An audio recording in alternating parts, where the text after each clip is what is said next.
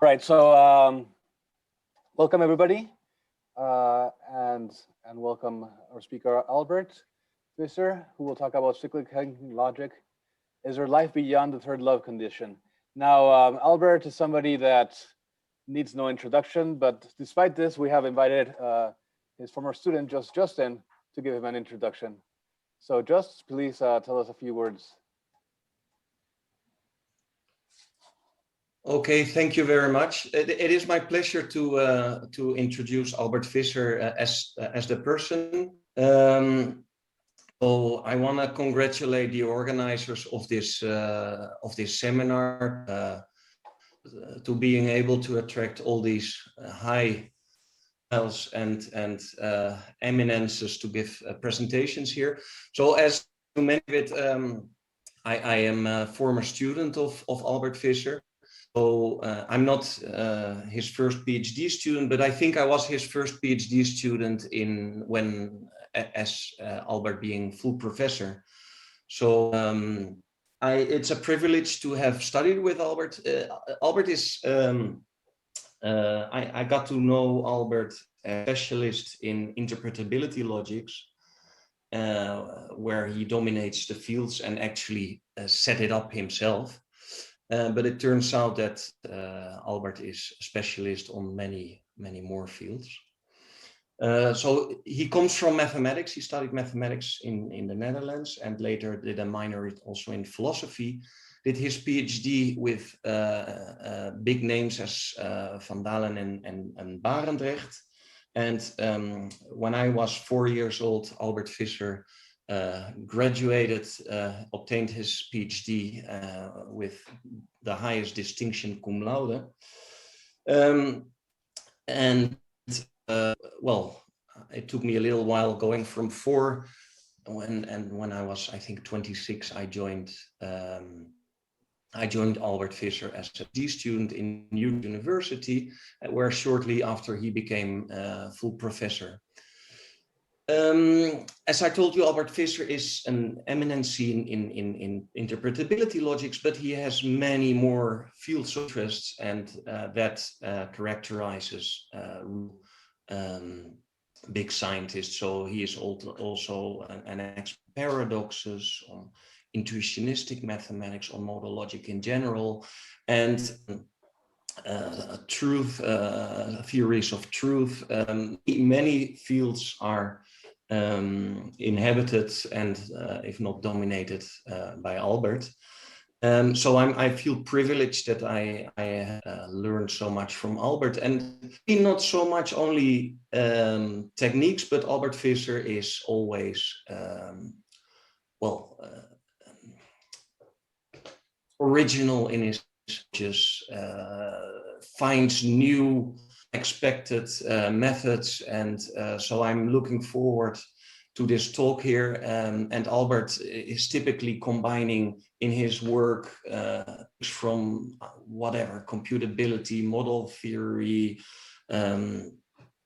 category theory, but central to his research, modal logics. Proof theory, excursions, no problem for Albert. And I think many of the things that I've mentioned here will come together in this talk. So Albert Visser, an eminence in logic, and I'm looking forward to hear your talk, Cyclic Henkin Logic. And I hope that because I have to get my vaccination, so I have to leave in an hour, but I hope that I hang on for long enough to hear if there is indeed life beyond the third Löb condition. Albert, the floor is yours. Okay, thank you very much, Joost. I have to admit, I always feel a bit shy when I hear all this praise. But anyway, yeah, of course, I wouldn't have asked the question when the answer would not have been yes. But okay, so we are going to see it. So for those who didn't attend my previous talk, here to the left you see Martin Löb, and here to the right you see Henkin, and of course this is then the ghosts of what is left after the third Löb condition is omitted. Okay. Okay, now let's try to, oh yeah, so moves. Okay, so first let's have a look at the Löb conditions, right? So the Löb conditions are well known. It's that if phi is provable, then the provability of phi is provable. Secondly, if an implication is provable, then we can move the implication out. So then, from provable phi implies psi, we have provable phi implies provable psi. And the third one is the formalization, the internal version of the first one, namely, if provable, then provably provable. So yeah, this talk is not about that, but yeah, the work starting with the Löb conditions has been technically extremely fruitful. It led to a lot of research. It created provability logic, and of course, from provability logic, we got all this research on Jabricius logic, etc. But also philosophers have taken a fancy of the Löb conditions, thinking that they're a necessary condition for a predicate to count as a provability predicate at all. So I'm not going to talk about all these issues, but just about circumstances in which the conditions fail. Well, if you think about it, the first and the second are, well, they already hold in extremely weak systems. You don't, there's no, so they're in some sense very primary, right? So they're also the axioms of the basic modal logic K. So the third Löb condition is the problematic one. The verification of it is already a little bit more difficult, and you can find circumstances in which it fails. But moreover, so one of the most important applications of the Löb conditions is the proof of the second incompleteness theorem. So G2, and but if you study it, you can have G2 also in many cases where the Löb conditions fail. And so, yeah, so that leads us to the question, what happens if we drop the third Löb condition? So is there still life?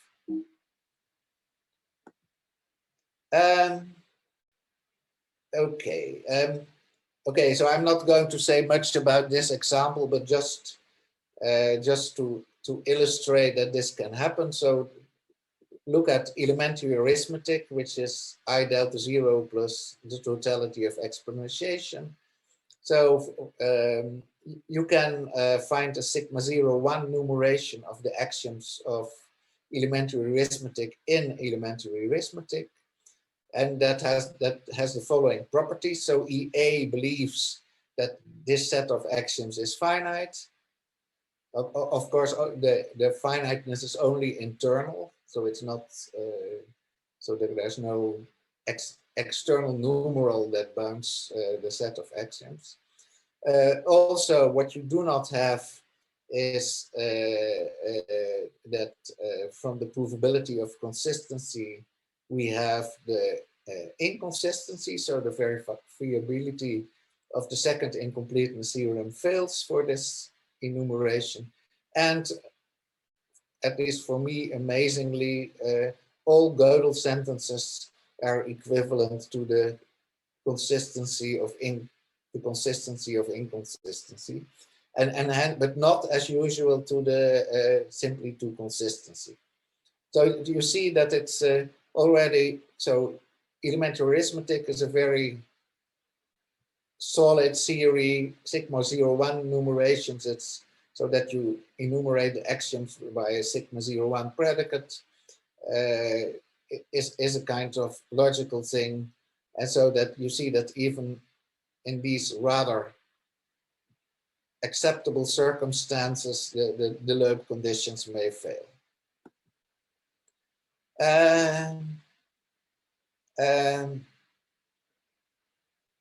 So yeah, so suppose that you have an interpretation of an extremely weak arithmetical theory. So I think the main claim to fame of this theory R is that you can verify the fixed point, the Gödel fixed point lemma.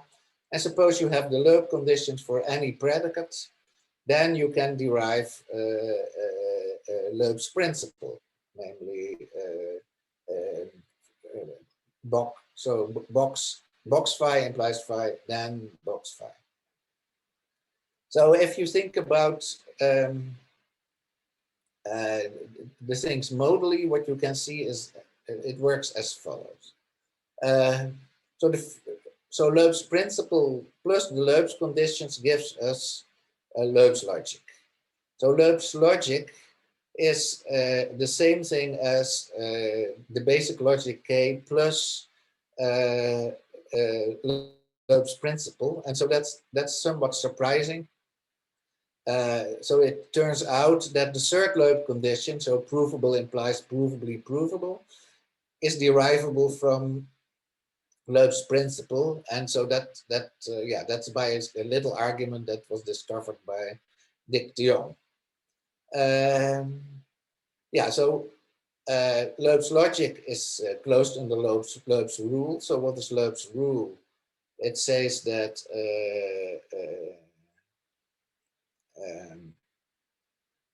that if you can derive box phi implies phi, then you can derive phi. So that's Löb's rule, right? So it's the so as the third Löb principle provable implies provably provable is an internalization of necessitation rule. Löb's rule is an externalization of Löb's principle. Yeah, and so Löb's logic is also equivalent to K plus 4, which is the principle, or which is the same thing as the third Löb condition. So K plus provable implies provably provable plus Löb's rule again gives you GL. But you see there's a difference between Löb's principle and Löb's rule. So they're equivalent over K4, but over K they're not equivalent because over K Löb's principle proves provable implies provably provable, so the third Löb condition, but over K Löb's rule does not do that. In fact, K is closed under Löb's rule. So if you can derive provable phi implies phi in K, you can also derive phi, and that you can prove by a trivial Kripke argument. So yeah, so those are the main players. Okay, so now the theory of fixed points. So we say that phi is modalised in P if all occurrences of P are in the scope of a box. And now in Löb's logic, you have unique and explicit modalised fixed points. So there's this algorithm to produce an explicit fixed point for any formula in which the fixed point variable is modalised, only occurs in the scope of a box. So if we go to so our aim is to study the Henkin calculus. If we study the Henkin calculus, we lose the explicit fixed points, but we still do have uniqueness. Okay. Now we move to the study of cyclic Henkin logic, and I will do this a little bit, build this up in stages. So the basic idea is extremely simple. What is cyclic Henkin logic? It's simply K plus Löb's rule plus fixed points. But yeah, so the devil is in the details. So what do we mean with fixed points, right? And in fact, you can do this in all kinds of ways. And it was, yeah, and thinking about these ways and trying to understand what the differences are with respect of these ways yeah, it is surprising if you really start to think about what's going on here. So one idea, and that you really find in the literature, is simply because we don't have explicit fixed points anymore, right? So if we have Löb's rule only, and not the third Löb condition, provable implies provably provable. So you have to do something, and so one thing you can do is add it as constants. So this has been done in the literature, but the problem with the constants, because they don't have, they're not polynomials. The problem with the constants is really that that the resulting thing that you get is not a logic anymore, right? It doesn't satisfy the substitution rule. So I think this is, for many practical purposes, adding the constants is fine. It's a solid way to do the things, but it's not, theoretically it's less beautiful, because you lose the fact that the logic that what you are studying is a logic. So a more sound way of doing it is adding the fixed point operator, and that's in fact what I do in another paper. But it has well, you're really punished for the fact that you need the whole circus of binding conditions to, because if you have the fixed point operation, you introduce the binding of variables, and you get problems with substitution. You need to change bound variables, so that you have to have a whole circus, and it's in fact a little bit more difficult. The circus is more problematic than in the case of ordinary predicate logic. So the fixed point operator is in a sense, of course, the obvious way to do it. But yes, so you have the whole circus of binding, and also there's the feeling that the binding has nothing to do with what is going on, right? It's a kind of external, it's an extra problem that is imposed by a representation, and it's not really internal to what's going on. So now so the third possibility, and that's the one we are going to look at, is use cyclic syntax, and I will explain what that means. So so the theory on the cyclic syntax we call cyclic Henkin logic, and this theory on the traditional syntax with the fixed point operator is the Henkin calculus. And so we are going to zoom in on the cyclic Henkin logic, or CHL. So yeah, so the whole idea of using cyclic syntax is not original, and probably I even missed maybe certain independent inventors of the idea, but so I was, at least in my personal history, I was inspired by the really beautiful book by Barwise and Etchemendy on circular propositions. So that's this book, The Liar, and so I really can warmly recommend everybody to read this book. That's really very nice. So yeah. Okay, so I think I covered some of these things. So why the choice for cyclic syntax? So I already mentioned the negative reasons. If you do the constants, you do not get the logic. With the fixed point operators, you have the whole circus of the theory of binding. But there are also positive reasons. So if you use syntax on cyclic graphs, that will allow you a more visual way of understanding things. For example, and that will be in the next slides, the proof of the multiple fixed point lemma is, well, you don't have to do anything. You just have to look at the picture and you see the multiple fixed point lemma proved. And also many graphs, there's a whole theory of graphs. And so graph theoretical theory ideas become available, right? So these are bisimulation minimality, unraveling, co-induction, and co-recursion will be suddenly available to prove things.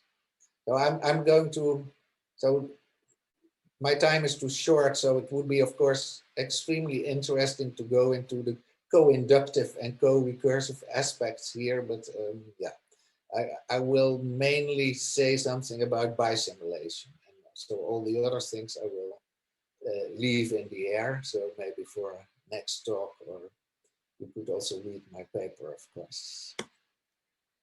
So here you see graphically how we can solve systems of equations. So now suppose we have two equations, P if and only if phi and Q if and only if psi. So I'm not supposing that the things are modalized yet, right? I'm now thinking about it in a rather general way. So now we can depict phi and psi as follows. So phi is some kind of graph. So this graph has a root, and psi also has a root, and there are leaves in which we have variables, but the relevant ones are the fixed point variables. So they are P and Q. So I depicted these here on the right hand side. So note that, of course, there could be more P's and there could be more Q's. So I really just choose to represent this as one outgoing arrow with a P and one outgoing arrow with a Q. So how are we going to solve the fixed point equations, these between? Well, this really means that the value of P is made equal to the value at the root, and the value of Q, the value of P is made equal to the root of phi. The value of Q is made equal to the root of psi.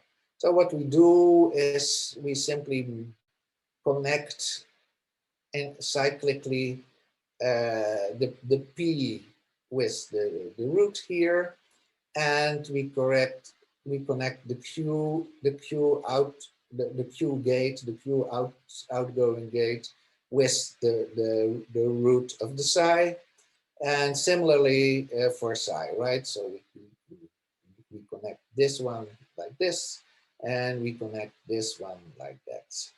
And so this is really the solution. So now if you look at the graph generated when you choose this one as the root, that's the solution for P. And if you look at the graph generated when you use this one as the root, that's the solution for psi.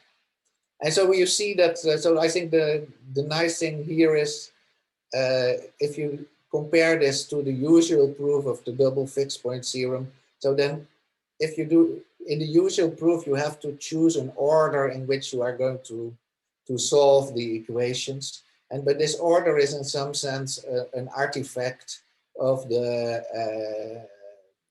representation. And you see here, there is no order. It's yeah. And moreover, of course, it's immediately clear. It really strikes you immediately that this is the solution, and you don't have to no cleverness is needed to solve this system of equations. Okay, so now we are going to give some real definitions. So so what we need is the notion of a labeled graph. And so now labeled graphs come also in, there's all kinds of labeled graphs. And so what we want is ordered successors in our case. So we have the graph. So what does a graph look like? Well, it's a set of nodes. We have a designated root. We have a labeling function that sends every node to a label. So the labels in our case will be simply the logical connectives. Yeah, we will have an arity function on the labels. And so if for example, if the label is conjunction, then the arity of the label will be 2. Now we have the successor function. So if each node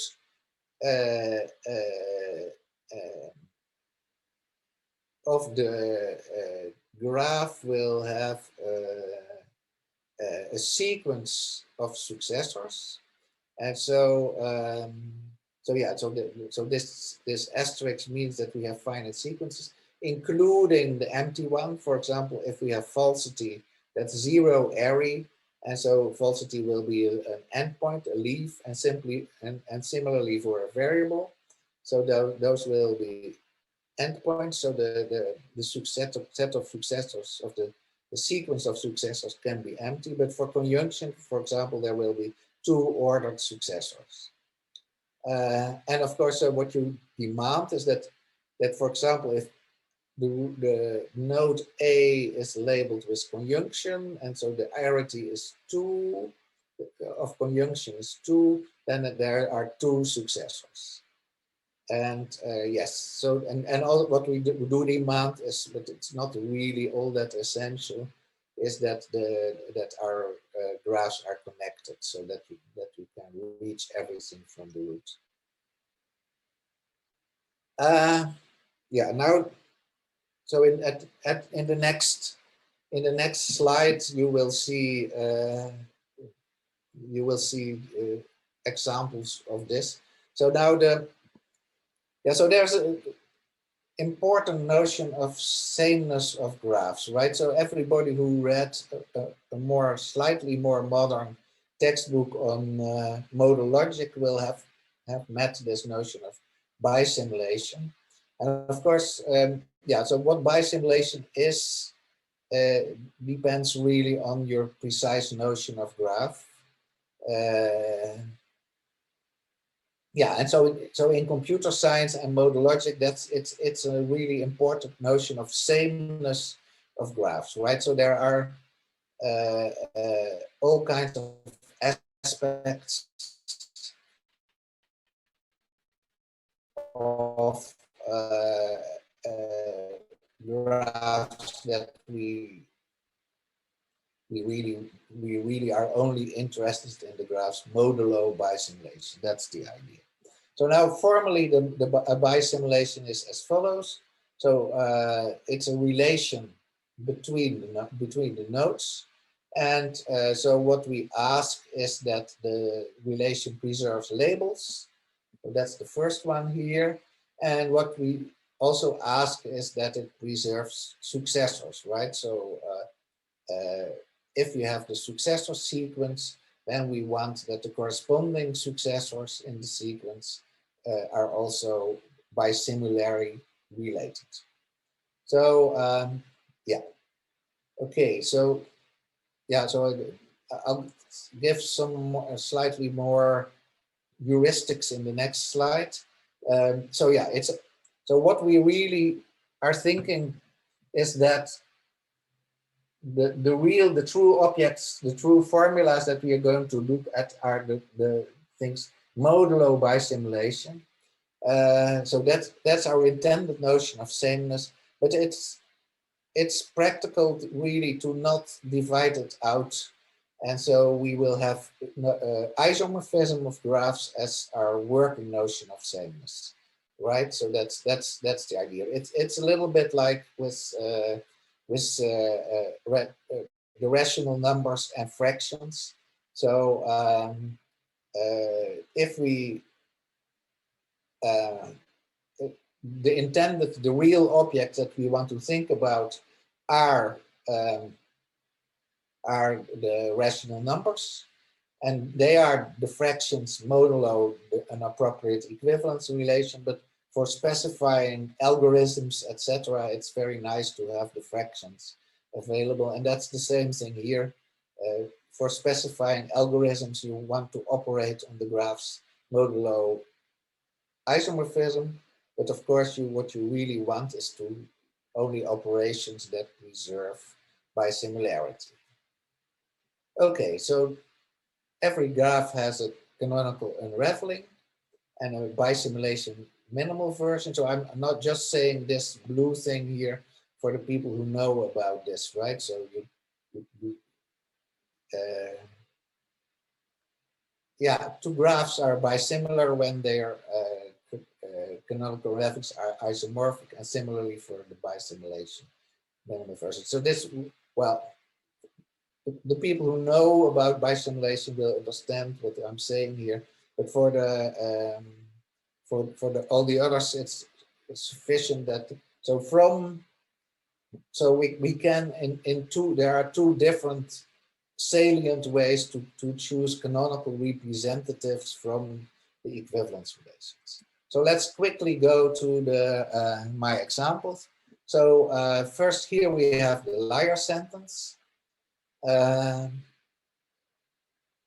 So the liar sentence is really, I am not true, so the negation of myself.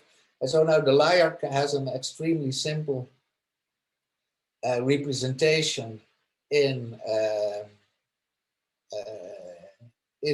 cyclic graphs, right? It's simply one node labeled with negation and then the singleton loop on it. But you can do the liar also in a different way. For example, you could have negation here. It has one successor. You can have negation here. Now we can again have the successor with negation, and then we can loop back. We could loop back here, but we could also loop back here. And you see, it's really not if you think about traveling over this loop. But and this one is also not. And so you see that in effect these things are the same, right? So the idea of bisimulation expresses that.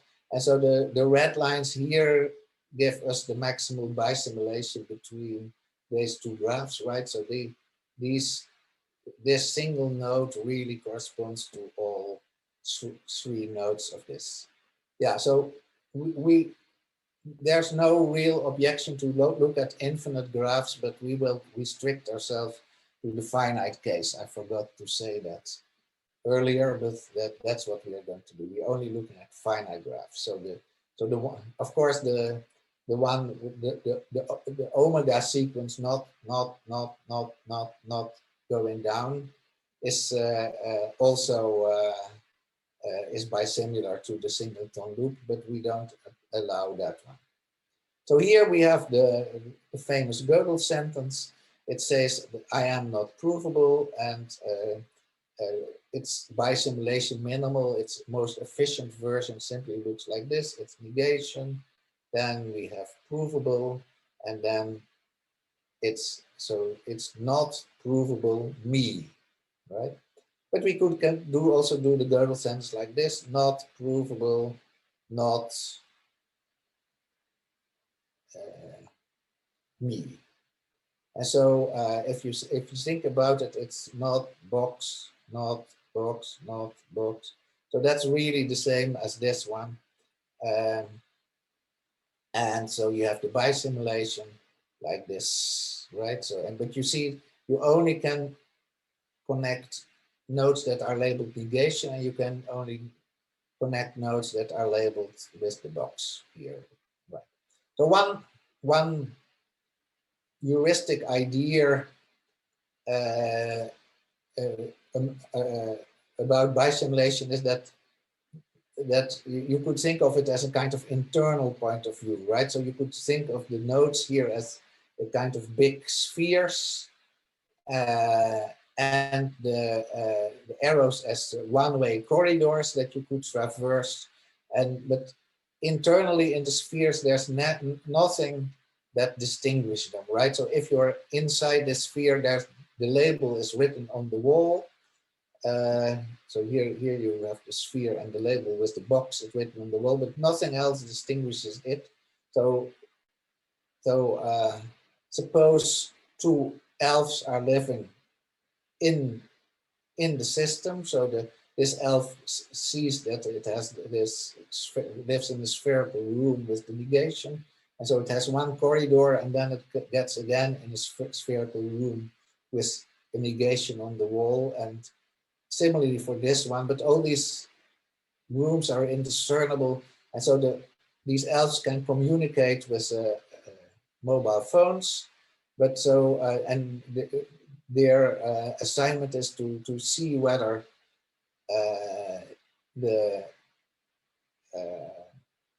whether their habitats, the country, the buildings they live in differ, but so they, given all the data, you can see that they cannot distinguish this building from that building, given that all these rooms are really internally indiscernible, right? So it's the an internal view that you have of the graphs that is the modulo bisimulation view, right? So it's only the local data. What you can do is in a sense relevant. That's bisimulation. Okay, now we are still missing something, right? So if you have the liar, then you're in deep trouble, because you are forced to do something, right? So the liar is not consistent in classical logic, and so that's why it's called the paradox. And of course, there are all kinds of solutions. You can go to all kinds of non-standard logics or whatever. So you can do something to solve the problem of the liar, but yeah, we don't want to go to classical logic, and so we need some solution. And so the whole idea is that there's a guard, and so a guard. So the fixed point phenomenon is in some sense hidden behind the box, right? So the box is a kind of safety valve. It really stops the destructive powers of paradox from forcing us to use a different logic or whatever. And so we need guards. And that's one of the great ideas to block paradoxes is to work with guards. And so now the nice thing is of the cyclic graph idea is that it's extremely simple to see what the condition is, right? So the condition is simply that we only allow formulas in which each cycle contains at least one occurrence of a box. So that's the idea.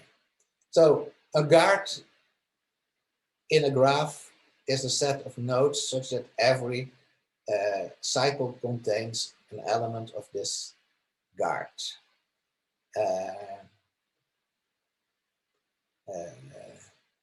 So I'm not going to say too much about this but it's one of, as I said, it's one of the nice things that we have these things, right? So we have guard induction.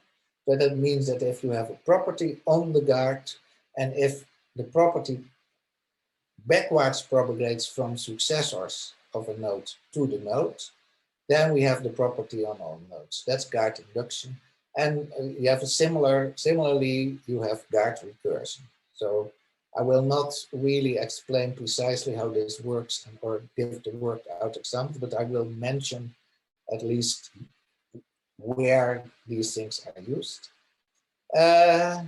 Yeah, and moreover, if such a guard is preserved by bisimulation, and similarly for the notions assigned in the recursion to the nodes of the guards, then the values guarded by the recursion are also preserved in the bisimulation. So that's also so nice. So just so if you have good guards, you get notions that are also good for bisimulation. Okay, now I can finally say what the formula is. As labels, we take the proposition of variables and the connectives. A formula, that's a graph with this choice for the labels, and of course with the obvious arities, right? So for example, false or truths will be zero array, and we'll have arity 0. And so then a formula is simply a graph in which the set of box occurrences is a graph. So, and as you see and that was of course our original motivation, the condition rules out the liar, but it does admit the Gödel sentence. So now we are already set to define operations on formulas. So what is phi, the conjunction of phi and psi? So remember that phi and psi are now graphs with possibly cyclic graphs. Well, what you do is you take the disjoint union of the two graphs. So of course the nodes phi and psi could share nodes, but since we are thinking about modulo isomorphism, of course this is just a kind of accident of implementation. So what you do first is that you update all the nodes to get them disjoint, and then you add a new root to both labeled conjunction, and the same for the other connectives. So note that there's an overloading, right? I'm using conjunction both as a name for a label and as a name for an operation on formulas, but yeah, I think that's mostly fine. The cost, usually the cost of having, let's say, an overlining here to note that it's an operation, etc. So that makes kind of some kind of horrible thing. Now we have substitution. That's really substituting something for P, for example, will be replacing all the nodes labeled P by the graphs of the thing you substitute. So identifying the node labeled P with the root of the graph. The fixed point operator is simply the result of identifying all node labels P with the root, where the root keeps it labeled. So it's important. So you can only form the fixed point of the fixed point operator only works if phi is modalised in P, because otherwise you would create a cycle in which on which you do not have a box, right? So interestingly, so the fixed point operation only gives you formulas that satisfy the guard condition, namely that on every cycle you have a box, if all occurrences of P and phi are in the scope of a box, right? So here the kind of restriction on the fixed point gets out automatically from the restriction that we have on the formulas. Now we also have something that is really something like an indeterministic, non-deterministic subformula, namely that P be any fresh variable. So the phi lightning P is simply the result of diverting all the incoming nodes of the roots to a new node labeled P, right? So what you do is you make the node the root non-cyclic, and everything that would end in the root goes to the fresh variable P. So that's the idea. So that's really so. So if you view the phi as a fixed point, it's really the subformula of which phi is the fixed point, so to speak. But of course, in our context, that's a slightly different thing, right? You obtain this non-deterministically. Okay, so it's good now to stare a little bit at conjunction. So so a graph is a conjunction. That doesn't mean that it is modulo isomorphism generated by the operation conjunction. So here we have the graph that says P and box me, right? So this is really a formula because we only have this cycle, and there on that cycle we have a box. So this is an okay formula, and it's clear what it means. It's a conjunction, so that at the root is labeled with a conjunction. Now we can form the conjunction as we can apply the operation conjunction at to P and box me. So we may take the conjunction of P and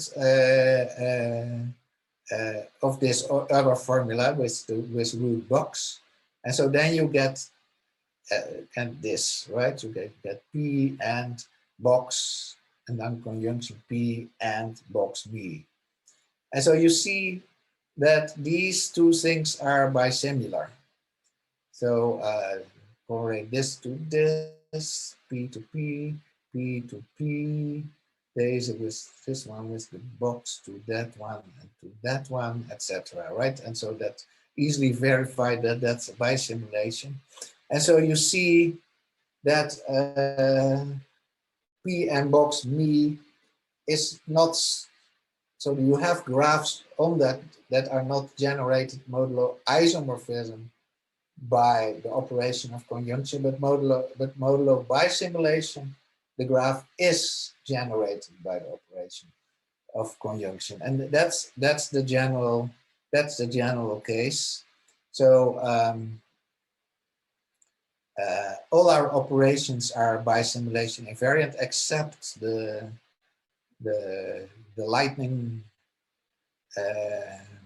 So applying the lightning, you get a formula that's modalised in P. That's because you cut off all the cycles to the root and divert them to P, but on those cycles there should be a box.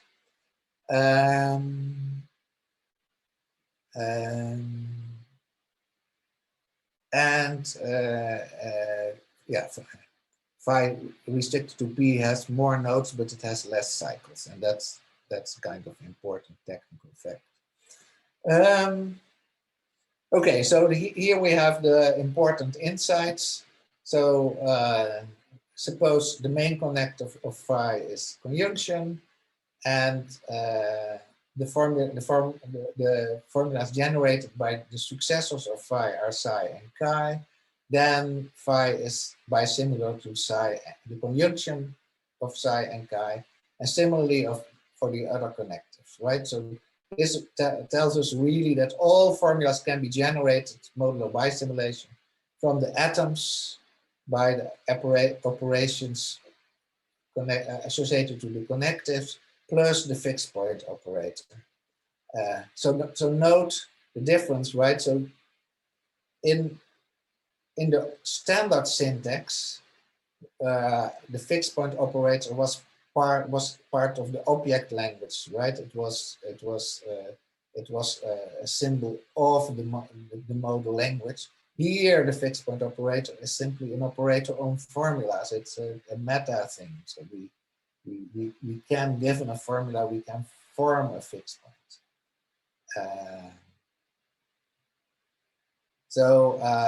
Yeah, and so what we have is that if you take d fixed point, the root of phi using lightning, and then you take the fixed point again, then you get phi. But note that it doesn't work in the other direction. So suppose you have a double fixed point, the fixed point with respect to P, the fixed point with respect to Q, and then box P and Q. If you lightning it with P, then you get box P and P, but that's not the same thing as the fixed point of Q for box P and Q, right? So one has to be quite careful here how to spin it. Yeah, and if you take phi and then take its d fixed point formula, and then you substitute phi for P, then you get again phi modulo bisimulation.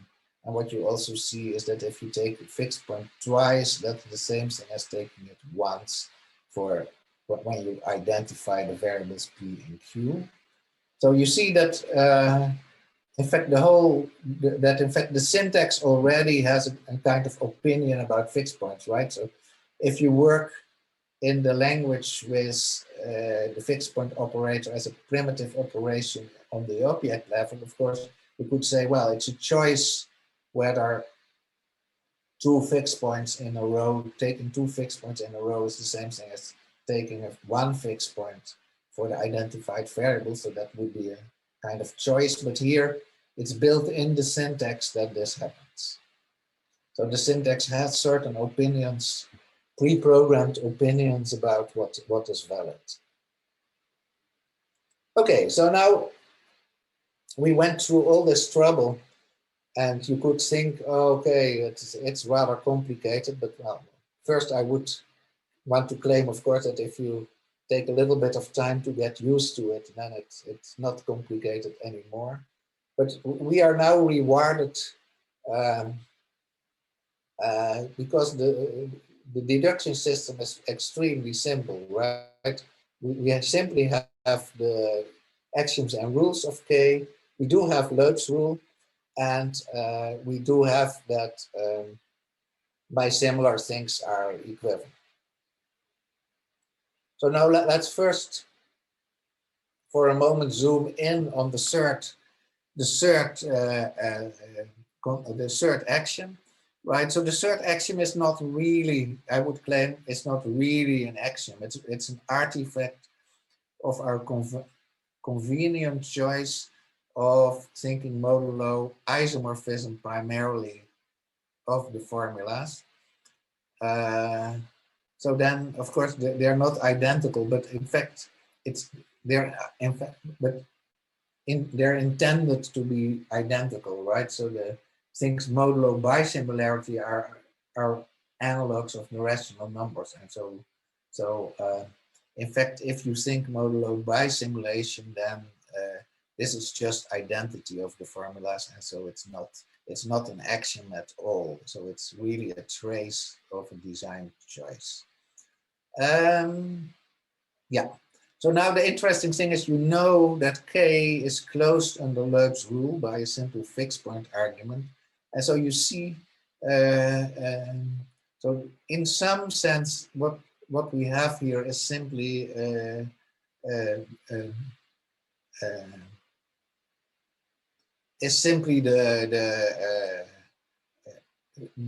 cyclic version of K. But of course, so if you leave out Löb's rule, you pull all the T. So the cyclic syntax without Löb's rule is in some sense powerless.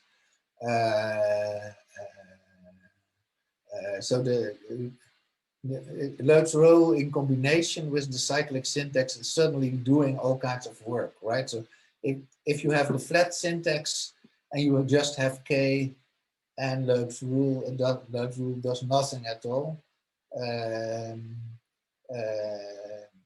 If you have the cyclic syntax and not Löb's rule, then you get a rather very weak logic, and you really should add extra axioms. So the real actions happens by this combination of the cyclic syntax and Löb's rule. But so in some sense it is cyclic K, right? But then of course you could also say, well, cyclic K is the thing without Löb's rule.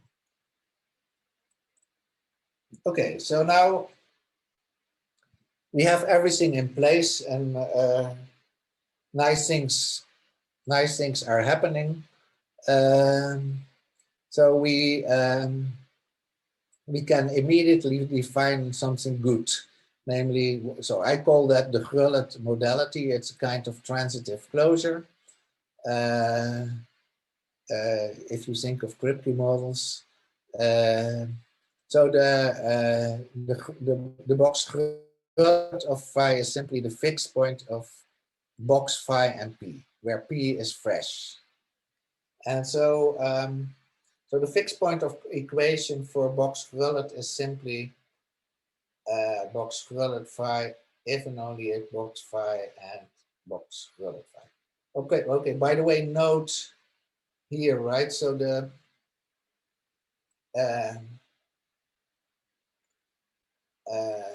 if we would have done this on standard syntax, you would have for the box Herlet, there would have been a specific choice, a relevant specific choice of what the variable p is, right? And so there would be a box Herlet p for the choice p, and there would be a box Herlet for the choice Q, and it would be a theorem that these two are equivalent, blah, blah, blah. So you see the kind of malaise that you have if you use the standard syntax. And so, but here it's all good, because if you take another fresh variable Q, then the fixed point operator with respect to Q of box phi and Q is, the result is simply identical, right? So this P really only exists in the syntactic operation that we do, right? So the P really disappears by the application of the fixed point operator, and so there's no, it's just it's really a unique thing, modular isomorphism that we're looking at. So what we have is, of course, so the box Herlet satisfies the fixed point equation. It verifies Löb's logic for the box Herlet. What we do have is that if you prove, oh, this one should have moved up. It's not the Herlet principle. If you can prove phi if and only if psi, then you can prove d gamma p. You can prove that the fixed point of phi with respect to p is the fixed point with respect to psi, supposing, of course, that p is modalised in both phi and psi.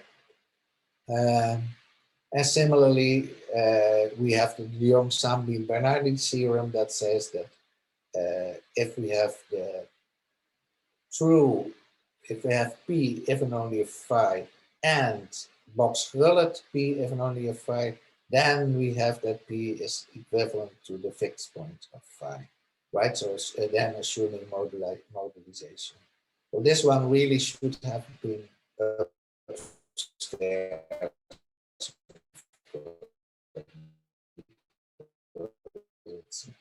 it's an insight, but you need the first one is in fact a lot of work, but of course you do want this, right? It says that the fixed points are independent of the specific choice of the formula modulo provable equivalence. Yeah. So the interesting thing is that we still have, so that we do not have the explicit fixed point theorem, so that's the Jongh-Sambin, but we do have the uniqueness of Gödel and Henkin sentences, and we have the general uniqueness of fixed points. You still have this thanks to the existence of the Herlet modality. Let's see. Wait a moment. Okay, maybe I'll go through this and then we could have a small break. Okay, so here I just took one example of specific reasoning, right? So why is the Herlet, does the Herlet modality give us all the wonderful principles that we want? So why, for example, does it commute? Why do we have the second Löb condition for it? Well, here you are. Suppose that we have box of the second Löb condition for the box Herlet. So that's this one, right? So the whole thing is, if you have Löb's rule, if you want to prove something, simply assume that you have it already under the box and then reason. So we want to go now from box Herlet phi arrow psi to box Herlet phi implies box Herlet psi. Okay, now how does that work? Well, first we apply the fixed point equation. So you go to box phi implies psi and box Herlet phi implies psi. Now, under the box we have it.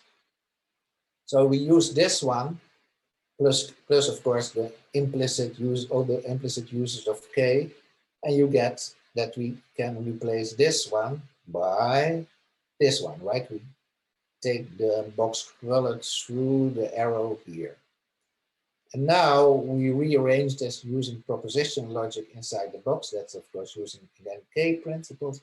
So if we have this, then of course from phi and box Herlet phi, we have psi and box Herlet psi, right? So that's that one. Now we use, because here we have the simple box, right? Not the box Herlet. For that we have the second Löb condition. So we get this arrow through the box, and so we get box phi and box Herlet phi, box psi and box Herlet psi.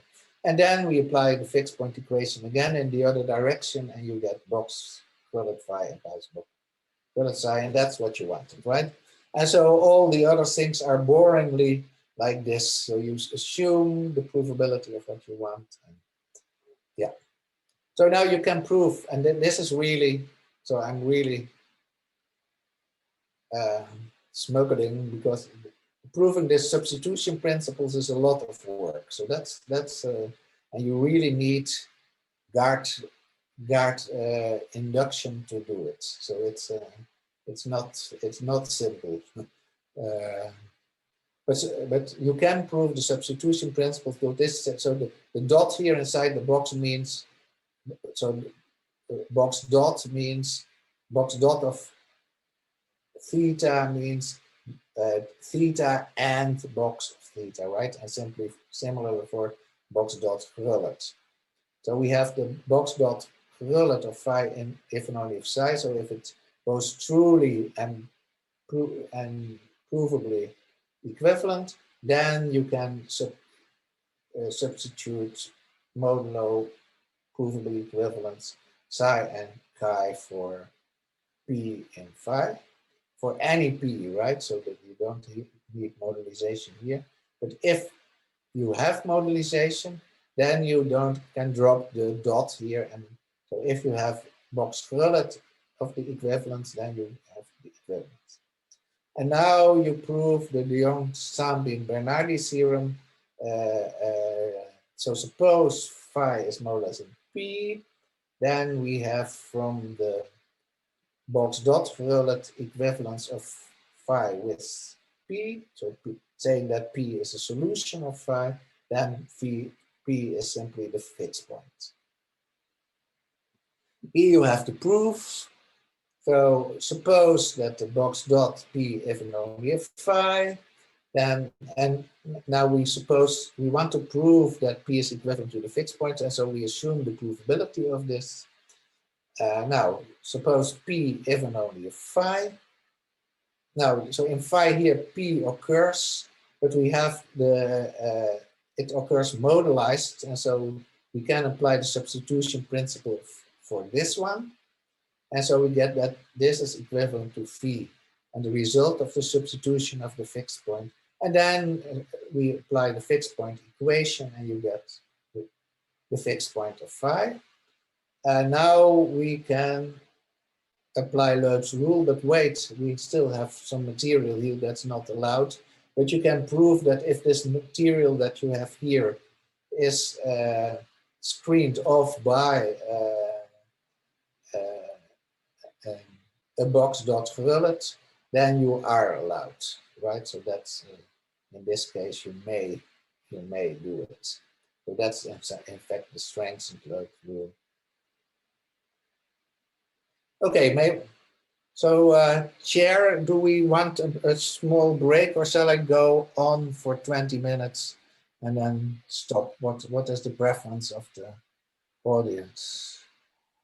So if it's only 20 minutes, I might continue, but what do people prefer? Can we get maybe, I don't know how to do this on Zoom. Maybe show your hand if you're prepared to have a break. So is a 5 minute okay? 5 minutes okay. 5 minutes break is okay? Yes, 5-minute break is fine. That's All right, so let's do this. Let's have a 5-minute break. Okay. Okay.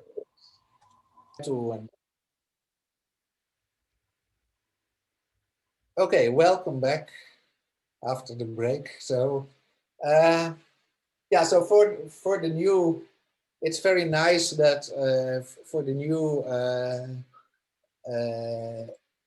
cyclic language that we, so that everything that we know and love still works without any problems. So Kripke models are defined as usual, right? So the valuation, but to define the valuation function, you have to do a kind of double recursion, namely one on the depths of the world and guard recursion with respect to the box occurrences in the formula, right? Because the point is that, so if you look at the box occurrence, then you only need the values at the higher worlds. And so we assume that these are already given. And so the box occurrences are done. And then the box recursion is precisely what you have when you have the values for the box occurrences already, and then you can lift this to the rest. And so, in fact, so the guard recursion is precisely what you need, and the upwards well-foundedness is precisely what you need to define your Kripke interpretation. And since the box occurrences are preserved by bisimulation, the value is also bisimulation invariant, right? So we really have defined the forcing relation on formulas modulo modulo bisimulation, right? As intended, of course. If this wouldn't have worked out, then we would have been dead. Yeah, so what about the completeness theorem?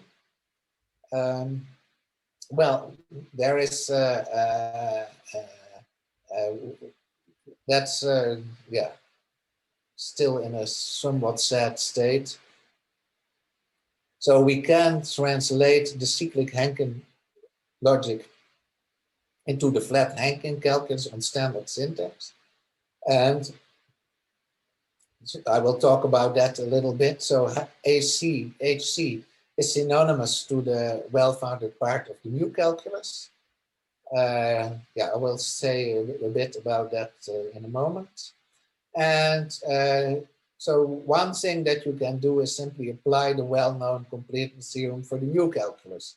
And you get your completeness theorem on the finite upwards well-founded Kripke models. Done, right? Well, of course, the completeness theorem for the full new calculus, of course, allows also cyclic Kripke models, but of course we restrict ourselves to the well-founded part, and so that's okay. And alternatively, we can reduce the completeness question for the Henkin calculus to well-foundedness logic, and that's precisely the logic of box and box Herlet, but then without the fit point. So it's a well-foundedness logic is a bimodal logic, and you can reduce, but not by an interpretation, the Henkin calculus to that. Yeah, also a little bit sad is that the completeness proof for WFL seems to be completely clear, but it still also hasn't been worked out yet. But yeah, since we have it in two different ways, it's clear that it should be okay. So we do have our completeness theorem for cyclic Henkin logic on finite, non-transitive, not necessarily transitive, well, non-transitive upwards well-founded Kripke models. Well, it's a kind of similar to with arithmetical interpretation. So it was a little bit of a puzzle how to do the arithmetical interpretation, but it turns out that you can do it simply. So the definition is indeed very simple. Suppose you have some theory U and a provability predicate that I made it a gray box. Suppose that the gray box satisfies the first two Löb conditions plus Löb rule with respect to the theory.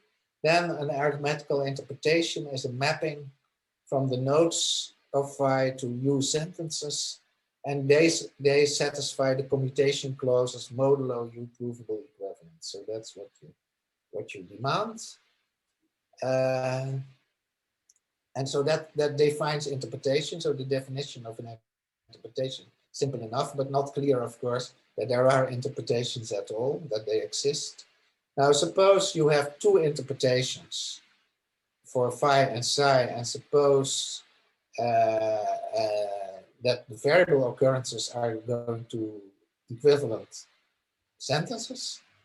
And suppose that you have a bisimulation between the two, and suppose that it relates to nodes, then the values are the same. So you get that that if you have an interpretation that it does respect bisimulation. So the interpretation, if it exists at all, then it is a mapping to the elements of the diagonalized algebra of U. Okay, and so there's also an existence theorem. So if we have a mapping F0 from the propositional variables of phi to U sentences, then we can find an arithmetical interpretation that coincides with F0 on the variables. So to do that, we need this the multiple fixed point theorem in U to make it all work. And then you prove the existence again with guard recursion with respect to the box occurrences. So yeah, so it's a little bit of work to get it done, but yeah, it can. So nothing at all has been done. So that's a big terra incognita about the arithmetical completeness.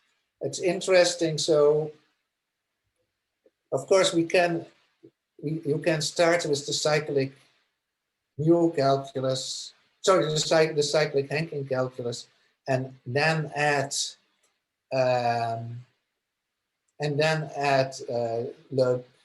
Löb's third principle, right? Box implies box, box. And so then our system becomes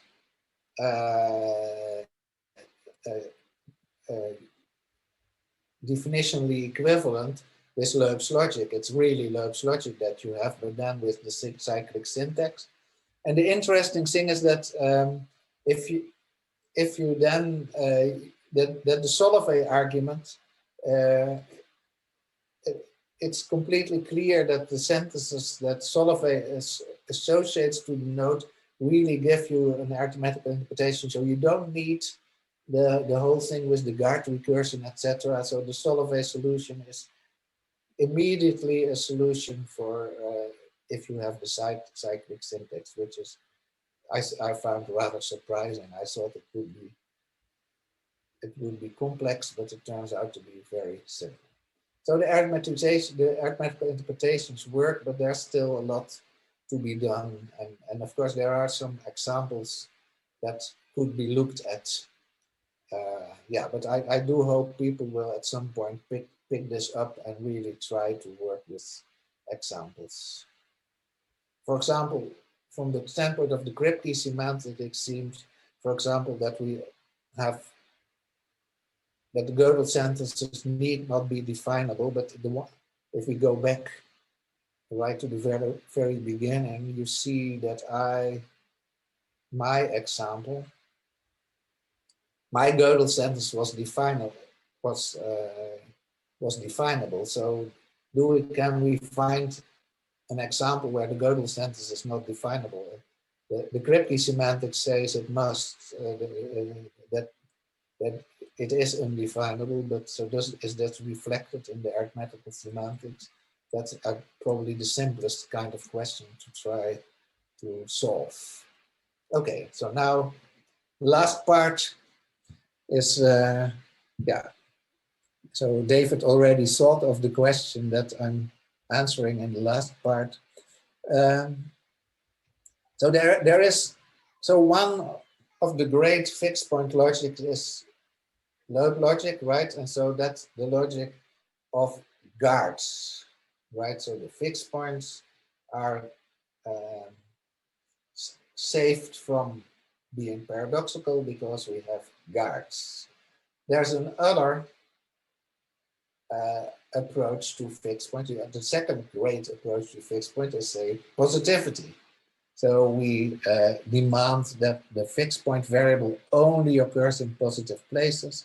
And if you do that, you get the mu calculus. And the mu calculus is a really big thing in computer science. There's a tremendous amount of research on the mu calculus. And yeah, so I only have scratched the surface of all that, but it's a lot. And so what is the fixed point calculus for? Well, for our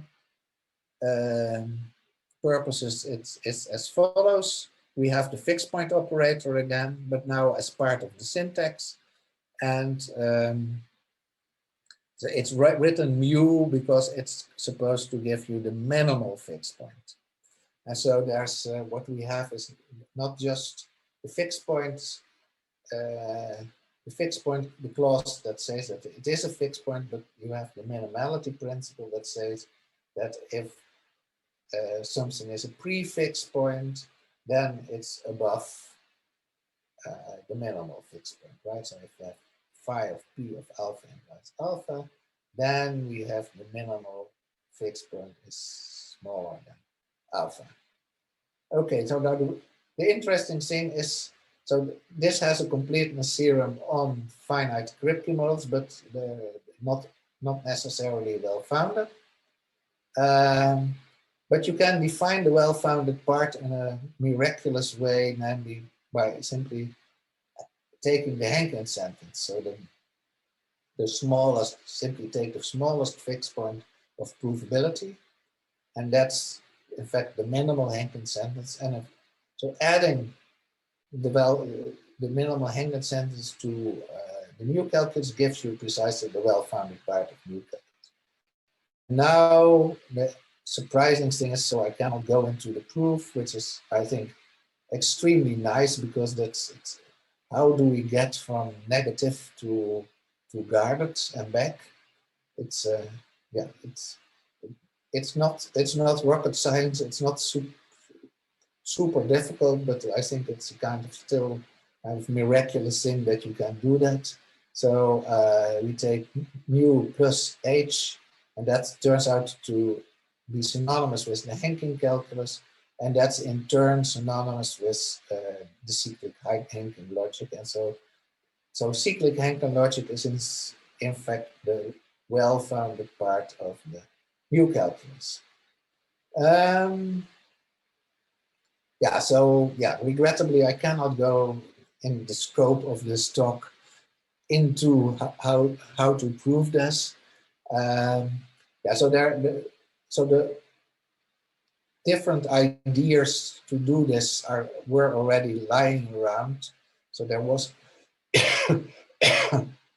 already work on, for example, that if you have mu calculus, that it's sufficient just to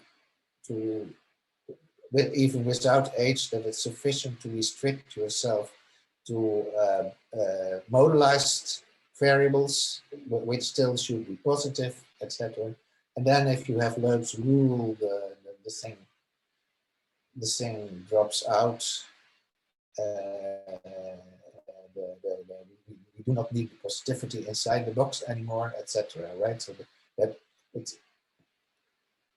the contribution of Tadeusz and me was simply putting these things together, and not so all the individual ideas here were already in existence. Okay, and now the nice thing is that we can, given this insight, we can transfer results from mu to cyclic Henkin logic. For example, we have Kripke completeness, as I mentioned, and we have uniform interpolation. And that's, of course, uniform interpolation is quite a difficult theorem to prove. And so and now we get it for free, right? So Marco Hollenberg and Giovanna D'Agostino proved. No, I think it was Marco Hollenberg proved uniform interpolation. Well, we don't have to worry about how this proof works, because it full automatically is transferred to cyclic Henkin logic. And so we have this very amazing theorem, uniform interpolation, also for the cyclic Henkin calculus. So yeah, now a lot is unknown here, and so it would be, because as you saw, it's a little bit ugly that I have to move first from the new calculus to the flat version of the fixed point theory, and then to the cyclic thing. And yeah, I do think that it's completely clear what the cyclic approach to the new calculus should be. Namely, you simply have the cyclic syntax, but you replace the guard condition by simply the condition that the number of negative transitions on a cycle should be even. And I think that really is all there is to the new calculus. And so if you look at the treatments of the new calculus, you see that the new people are always wrestling with the binding of the variables. They really need ugly conditions, etc., and normal forms, etc. That all disappears if you simply have the cyclic syntax, because the new operator becomes a meta operator. It's not really there anymore. And so, yeah, many things would be more beautiful, and hopefully it would be easier to directly compare the new calculus with the cyclic Henkin calculus, and in their own terms of the cyclic syntax. But yeah, nobody ever tried this further development, so it's completely open what it is going to be. So again, I hope that people would want to look at these things, because I'm really curious how this would work out in the end. Okay, that was it. So that's all right. Thank you very much for this interesting talk. Let us thank the speaker. And now we have time for questions. So who would like to start?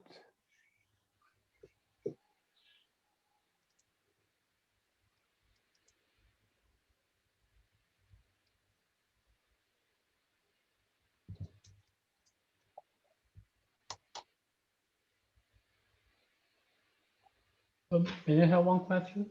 Yes, of course. Yes. So before, so thanks for the good talk, which is a pretty interesting, especially for people like me who do not know the field in detail beforehand. And I briefly have some time reading your paper appeared this year before a talk, in which you also mentioned a possible connection between the cyclic formulas with cyclic proofs. Do you have any do you have any explorations already in this field? No, yeah, right. So the whole thing is so the existing. Yeah, I forgot to mention that, right? So there is a lot of research on cyclic proofs also for for Löb's logic, and so yeah, my expectation would be that would be the really natural way to also set up a proof system, of course, for the cyclic Henkin logic. But yeah, again. This has not been explored further, as far as I know, right? So in my Moscow talk, I really tried to get people to look at that, but as far as I know, nobody has tried it yet. So, but it would be extremely interesting, because the cyclic proofs and the cyclic syntax feel like soulmates. And so they really should collaborate together. Yeah, but so yeah, the answer is regrettably no. So there's no unless someone is working on it and didn't communicate it. I don't know. So that would be also kind of very interesting thing, right? So to to integrate the two cyclic approaches. Yes, thank you. Thank you. Any more questions?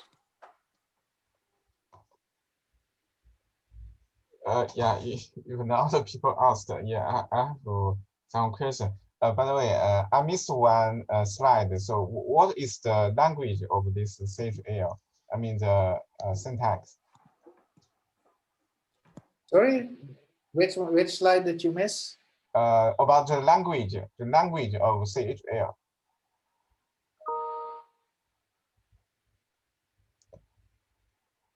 About the syntax.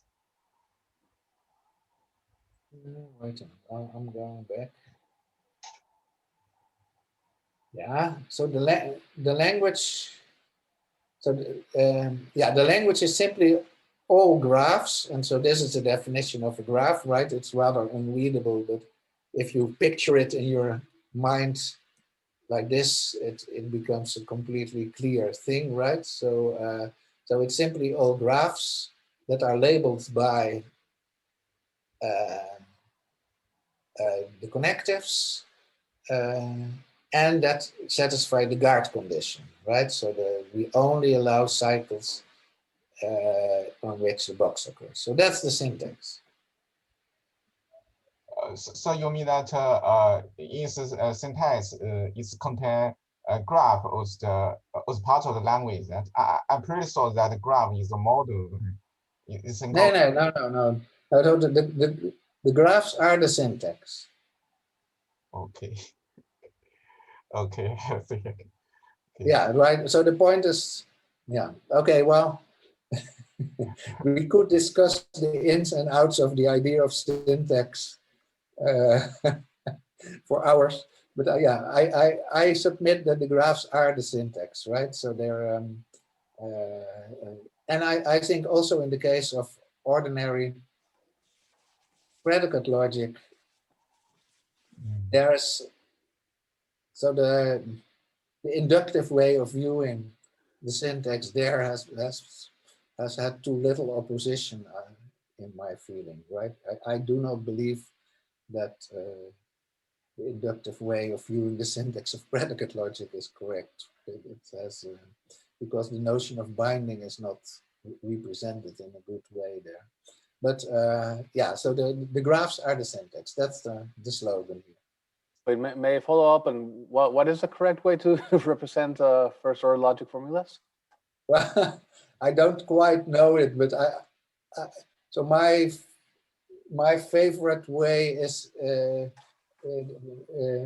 it's graphs plus an equivalent, very roughly the graphs, but instead of the names of the variables, we have an equivalence relation for the sameness of the binders and yeah, so that's the in fact the notation that was invented by Peirce and reinvented by Quine and then again reinvented by Bourbaki.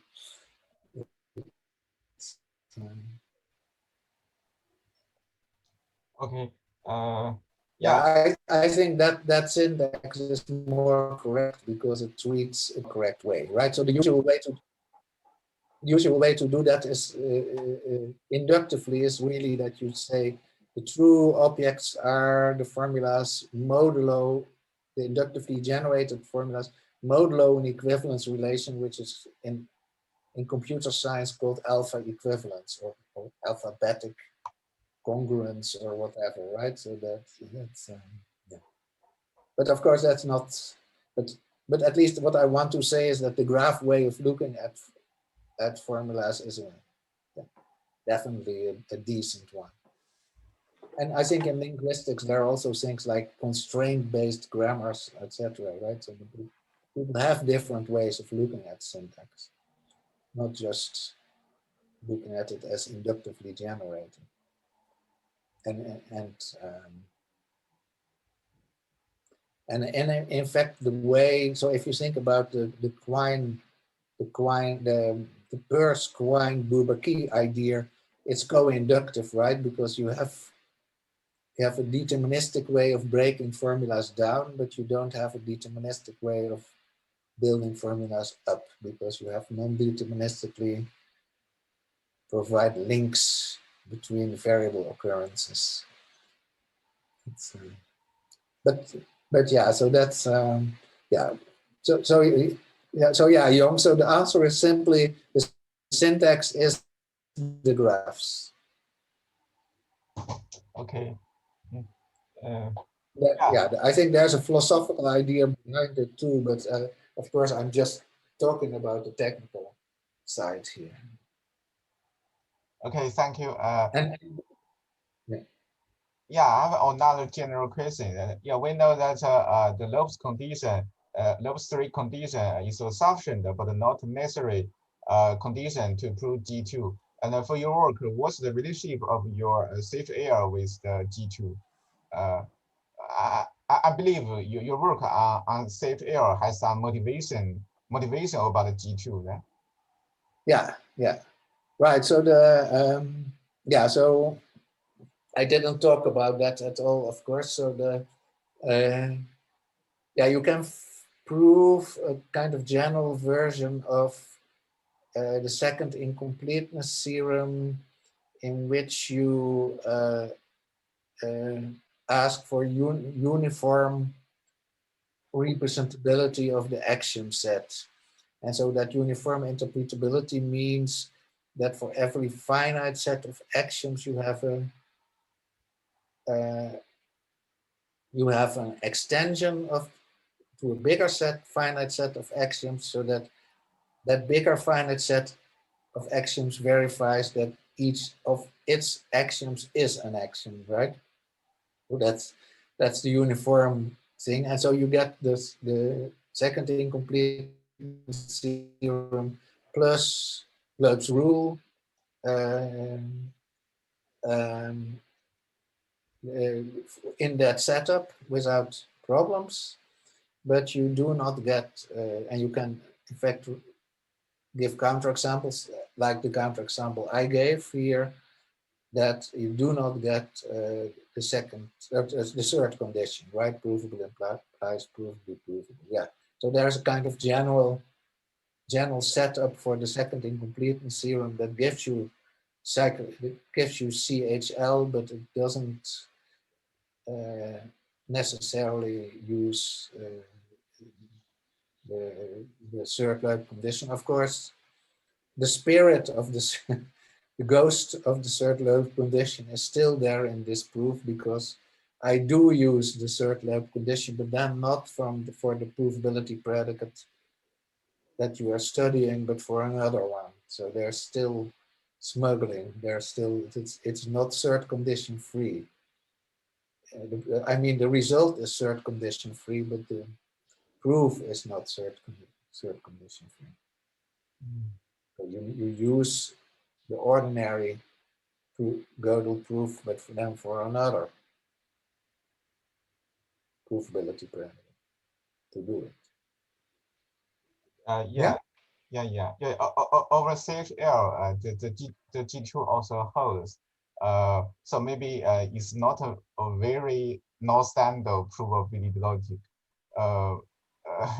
For the non-standard probability logic, maybe the G2 just fails.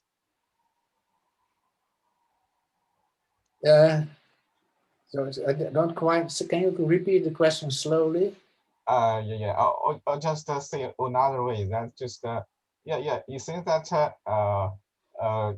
compared to GL, safe error is quite different from GL because it has not property full, but it still have the Löb's rule and can prove G2. So it's safe for me that it's not a very totally no standard probability logic. For me, that no standard probability logic means that he can prove the negation of G2 or G2 fails, or that he can prove that negation box and just the consistent of just a consistent statement. Yeah, well, okay, you can. Yeah, so I still again didn't understand everything you said, but so there are of course interesting logics where G2 fails. And yeah, the most interesting one is due to Volodya-Shavrukov, who studied the logic of the Fefferman predicate, the bimodal logic of ordinary provability and Fefferman provability. And in this exciting logic, of course, the theory proves its own Fefferman consistency, right? So Fefferman invented this extremely useful notion of provability that is not sigma 1 anymore, that where the theory the extension of piano proves its own consistency. And so there, and so yes, there's an extremely beautiful paper by Volodya-Shavrukov in which he gives both arithmetical and modal completeness theorem for that. And yeah, so I always try to encourage people to read that, because I think the paper has been a little bit too little known for yeah, its extreme beauty. So do read the paper by Volodya on this. You're right, but yeah, there are of course lots of these things, but very often the provability logic of the non-standard proof predicates is not all that interesting, right? So if you take the Rosser predicate, so you almost have no interesting, so then you do have the failure.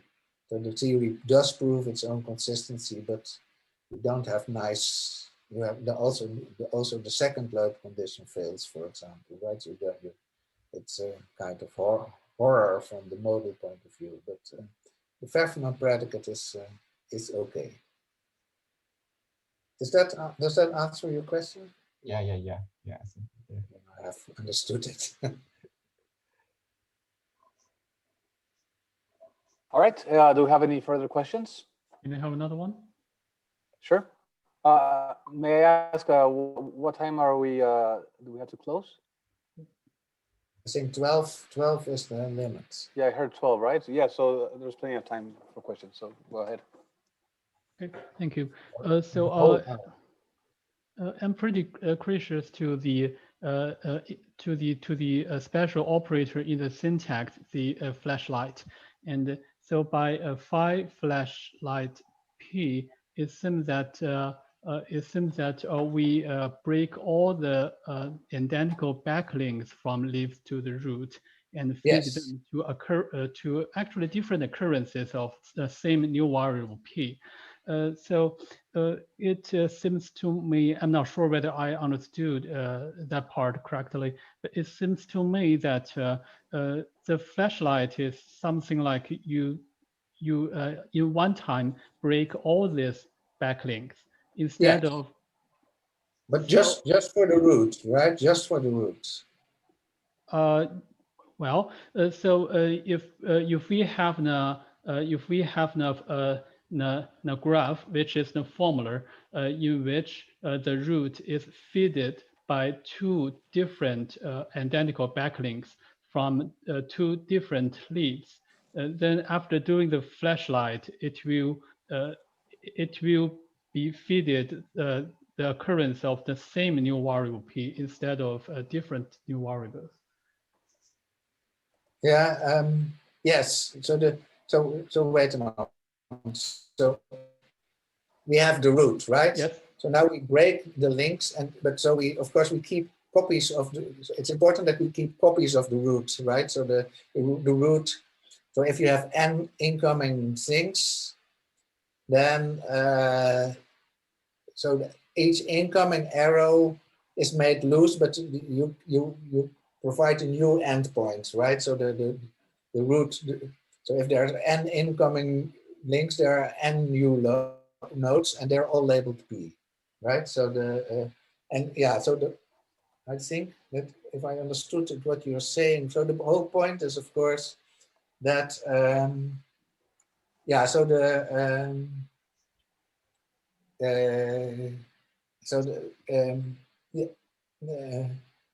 this operation, so of course the operation makes no sense when you use a variable that already exists, right? So I don't know what it would mean then. But you could also use a Q here, and then you get another formula. And so they're not they're not bisimilar anymore, right? So that's and they're not isomorphic anymore. You get the, so the in fact, so the D sub, yeah, the D fixed pointizing operator, yeah, breaks them. But so yeah, you're right. So I think now I understand your question. So you we have to break all links, right? So you could imagine maybe a flash, a lightning flash that only breaks a number of designated links. But that, yeah, I haven't really thought about that, right? So that would be nice because you could maybe so you have, yeah, yeah, so this kind of phenomenon, right? So the point, of course, here is that we so if you have box P and Q, so then of course the fixed point operator, this one creates a loop for towards this Q, and the Q disappears, right? It's identified with the root, and the variable is thrown away. And then we do it again, and we make a loop to the first, right? Right. And now if we break this, we have to break both loops. And that's the reason why this becomes box P and P, right?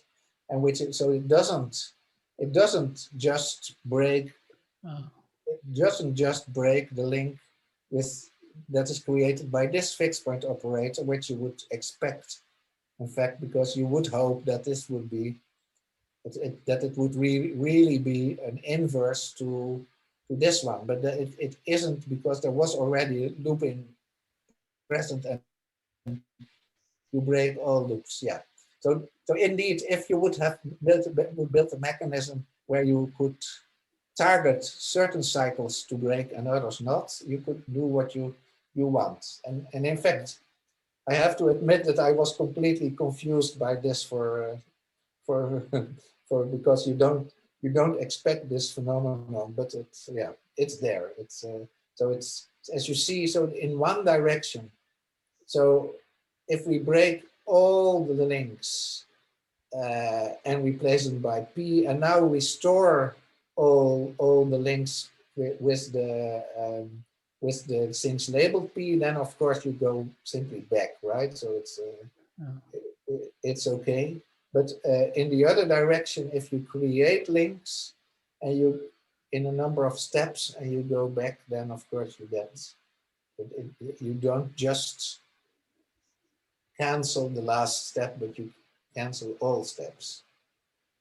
Is that what your question was? At least it was in the general environment of your question, I think. Yes. Well, yeah, we have to confess that it's a bit hard to communicate. Yeah, sure. Yeah, it sort of answered my question. Thank you. Yeah, well, you could try again. Well, I think it's more or less just the feeling or a comment rather than a question. I'm thinking of if we sort of allow the flashlight to break the selected backlink arrow instead of all of them, that might sort of increase the expressive power of the language, and therefore it's sort of possible to describe things in more detail. Although I'm not sure whether this will make any essential use for what the work is devoted to. Yeah. So of course the flashlight is a meta operation, right? It's not in the language, but indeed, at least the things we could say about the language get more refined. But I didn't yet meet an application of the idea, but it could very well be that closer study of what's going on that really could could do it, right? But it's Right. but yeah, but one would have to think about how to implement this flashlight, right? Because we really should be able then to point. Well, maybe maybe you simply should look at a set of. It should have us input a set of links or something. Yeah. Okay. Well, maybe it's feasible, and as far as I can see, it could very well be useful, but I haven't met the application yet. Thank you. Thank you. All right, any more questions?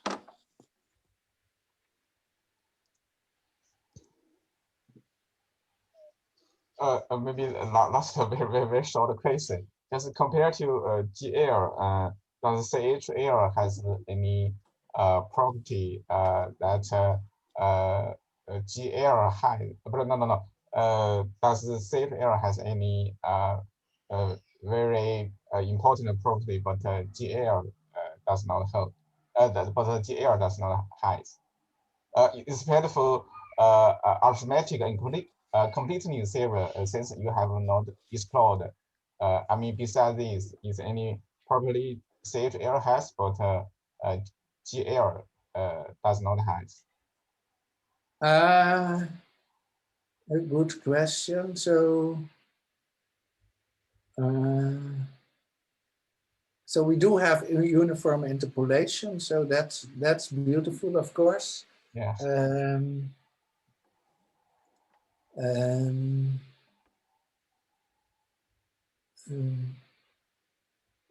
Wait a moment. Property.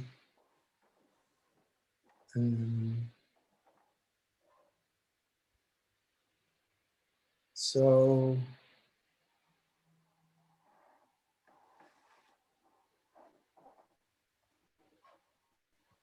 yeah, it looks that of course so it doesn't have the explicit fixed points, and GL does have them. Yeah, I don't know a good example of a property it has in a superior way. Of course, if you look at the version of GL that you get here, you don't need, we only need Löb's rule, right? So if we add 4 to our system, to Cyclic Henkin Logic, so CHL4, or maybe we could call it CGL for cyclic Gödel. Then you don't need to specify the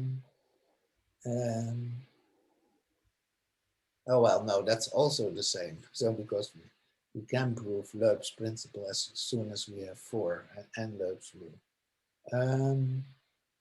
Yeah.